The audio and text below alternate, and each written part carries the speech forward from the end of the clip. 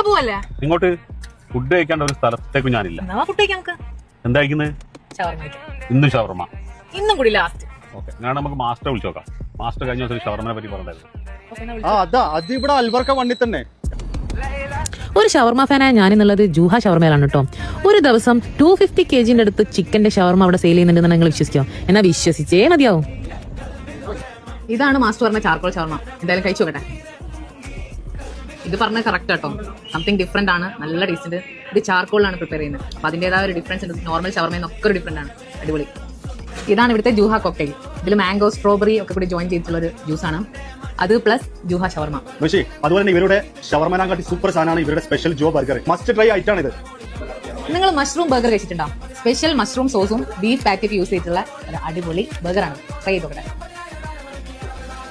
ജ്യൂസിൽ ഒരു സ്പെഷ്യലാണ് അവറുകൾ. എന്താണ് മാസ്റ്റർ അവർകളോ? അവാർ അൽ കൽബ്. ഇത് കണ്ടോ, ഇതാണ് sky line mojito. Sorry blue sky mojito. അതെ, ഇവിടെ എല്ലാം വെറൈറ്റി കേട്ടോ. അതിന്റെ ഒന്നും പേരെനിക്ക് ഓർത്ത് വെക്കാൻ തന്നെ പറ്റുന്നില്ല. എല്ലാത്തിനും ടേസ്റ്റ് പൊളി. ഇതാണ് കോക്ടെയിൽ സോസ്. ഞാൻ ഈ ഷവർമ ഫുള്ള് കഴിച്ചത് ഈ സോസ് വെച്ചിട്ടോ. ഞാൻ പിന്നെയും ചോദിച്ചു വാങ്ങി. ബിക്കോസ് അത്രയും ടേസ്റ്റിയാണ്. കുറച്ചൊരു സ്വീറ്റ് ഒക്കെ ആയിട്ട് അടിപൊളി ടേസ്റ്റ്. എങ്ങനെ എടുക്കാം? ഇഷ്ടമായോ?